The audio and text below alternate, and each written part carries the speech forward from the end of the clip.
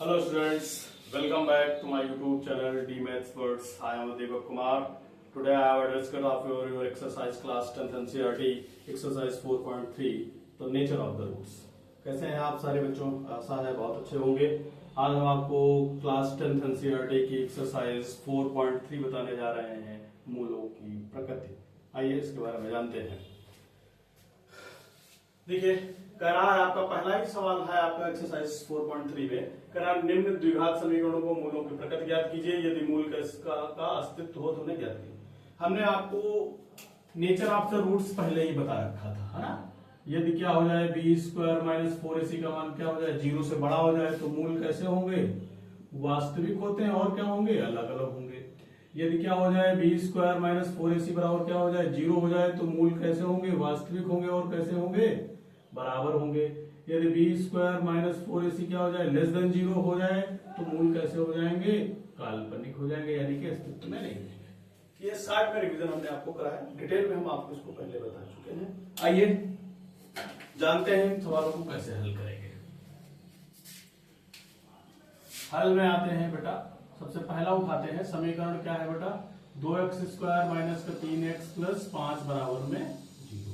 अगर लिखेंगे तो क्या करेंगे, ax² + bx + c बराबर 0 से क्या करेंगे, इसकी तुलना करने पर क्या मिलेगा, a बराबर में 2 मिलेगा, जबकि b बराबर में कितना मिलेगा -3, c बराबर में कितना मिलेगा 5।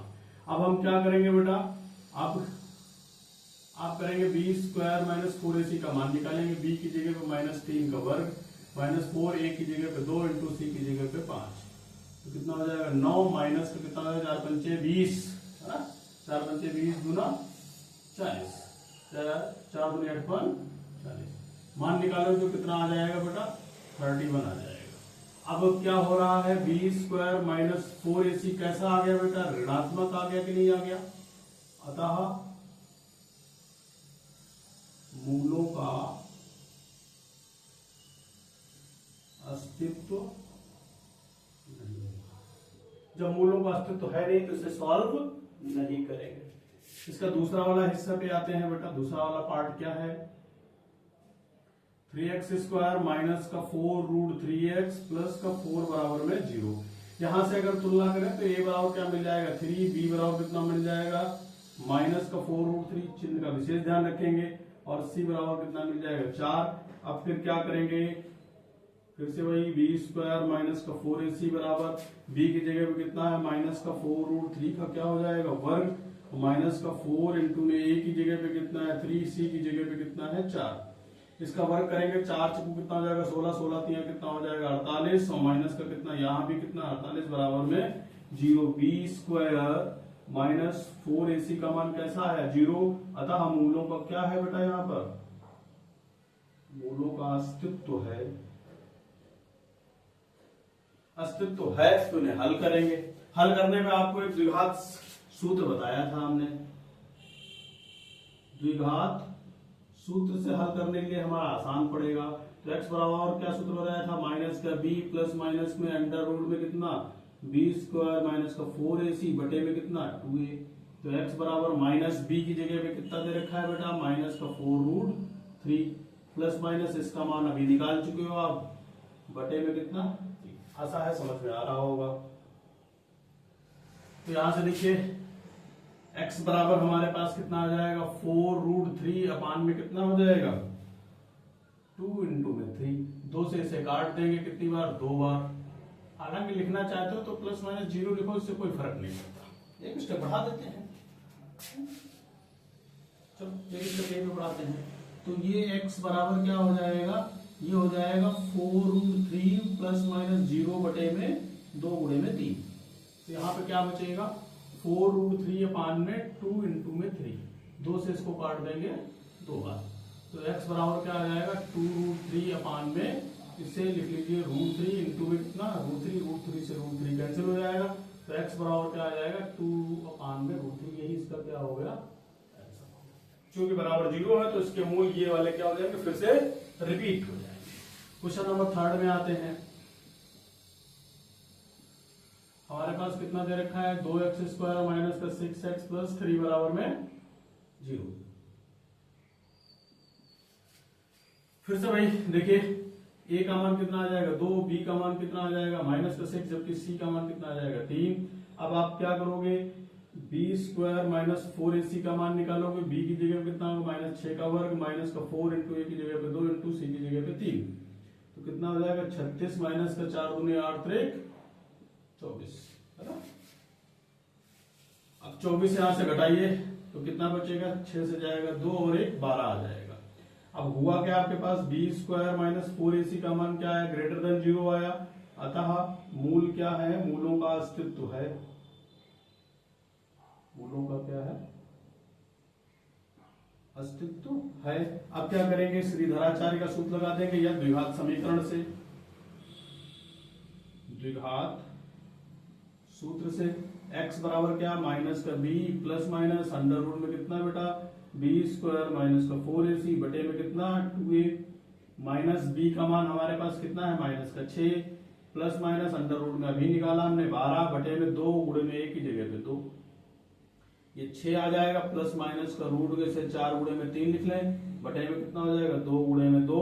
तो क्या करिए यहाँ पे, तो अभी यही ऐसे लिखिए 6 प्लस माइनस 2 रूट में 3 लिख लेंगे, बटे में कितना 2 गुणे में 2, तो ये x बराबर 2 उभयनिष्ठ ले लेंगे तो 3 प्लस माइनस का कितना √3 बटे में कितना 2 गुणे में 2, 2 से 2 कैंसिल हो जाएगा। तो यहां से देखेंगे x बराबर आ जाएगा 3 प्लस माइनस का √3 बटे में 2। अब एक बार क्या लेंगे, धन चिन्ह लेने पर, धन चिन्ह लेंगे तो x बराबर कितना आ जाएगा 3 प्लस √3 बटे में 2। फिर क्या करेंगे, ऐसे के नीचे लिख लीजिए, फिर क्या करेंगे ऋण चिन्ह लेने पर, तो x बराबर क्या हो जाएगा 3 माइनस का √3 बटे में 2। यही आपका क्या हो गया, ऐसा है। क्वेश्चन आसान थे, समझ में आए होंगे। वीडियो को पॉज करिए, रोक करके नोट करिए, फिर बढ़ते हैं आगे।